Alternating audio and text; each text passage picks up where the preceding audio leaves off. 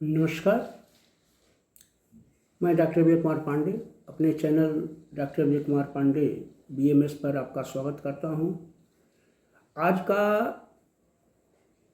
विषय है पंचविध कषाय कल्पना के अंतर्गत जो पांचों कषाय कल्पना आती हैं उनका क्रमशः वर्णन किया जाएगा।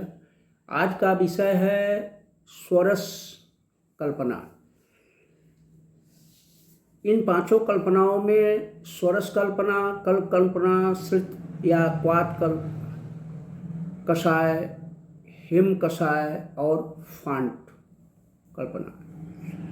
तो आज हम स्वरस कल्पना के बारे में जानेंगे। स्वरस का मतलब होता है स्व माने अपना, रस माने रस। जो उस औषधि द्रव्य का रस है जिसमें कि कोई बाह्य तत्व नहीं मिलाया गया है, वह स्वरस है। इसे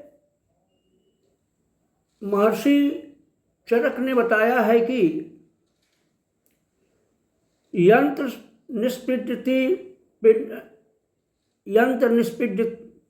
निष्पीडितां द्रव्यारसः स्वरस उच्यते। अर्थात यंत्र से दबाकर निचोड़ने से जो रस प्राप्त होता है उसे स्वरस कहते हैं। इसी बात को अष्टांग हृदयकार ने थोड़ा विस्तार पूर्वक बताया है कि सद्य समुद्धातक क्षूणाद्य स्रवेत पट पीड़ितां स्वरस समुद्दिष्ट।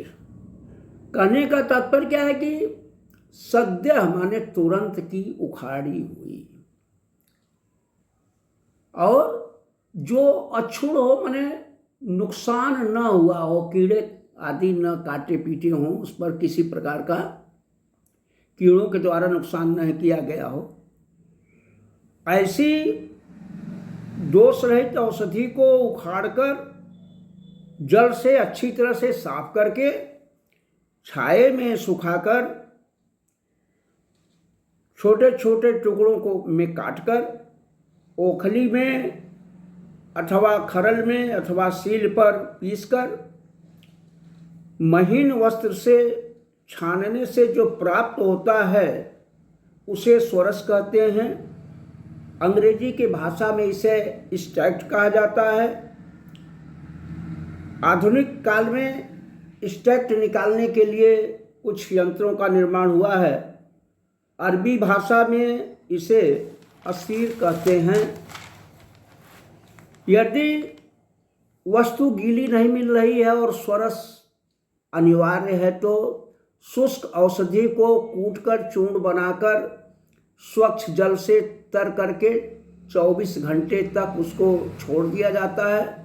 पुनः उसको अच्छी तरह से मसलकर कपड़े से छानकर जो प्राप्त होगा उस रस का उपयोग स्वरस की जगह पर हम प्रयुक्त करते हैं। इसमें जल की मात्रा के बारे में बताया गया है कि कुड़व चूर्णम द्रव्यम क्षिप्तम च दुगुणे जले। अर्थात जो भी औषधि है उससे दूनी मात्रा में जल का प्रयोग करना चाहिए। स्वरस के बहुत ही उदाहरण हैं, जैसे वासा स्वरस खांसी में, तुलसी स्वरस खांसी में, पान के पत्ते का स्वरस, अदरक स्वरस, गिलोय स्वरस, एलोवेरा का स्वरस आदि आदि स्वरस का विभिन्न रोगों में उपयोग किया जाता है। स्वरस की मात्रा के बारे में बताया गया है कि स्वरस चूंकि भारी होता है अतः इसकी मात्रा आधा पल अर्थात 1 तोला, प्राचीन समय में 1 तोला 12 ग्राम का होता था, आधुनिक में 1 तोला 10 ग्राम को मानते हैं, लेकिन यहाँ पर 12 ग्राम ही लिया जाएगा। सारंगधर ने इसी बात को कहा है कि स्वरस्य गुरुत्व त्वच पलर्थ प्रयोजते विशोषितम चाग्नि सिद्ध पल मात्र रस पीते। कहने का मतलब है कि रस को, स्वरस को 12 तोले की मात्रा में पीना चाहिए। अब आता है किसी भी स्वरस को निर्माण के लिए, जैसे उदाहरण के लिए वासा स्वरस हमको बनाना है, तो वासा के पंचांग को या पत्तियों को लाएंगे, उसको साफ करके जल से धुलकर छाए में सुखाकर पुनः कूट पीसकर जो लुगदी प्राप्त होती है उसे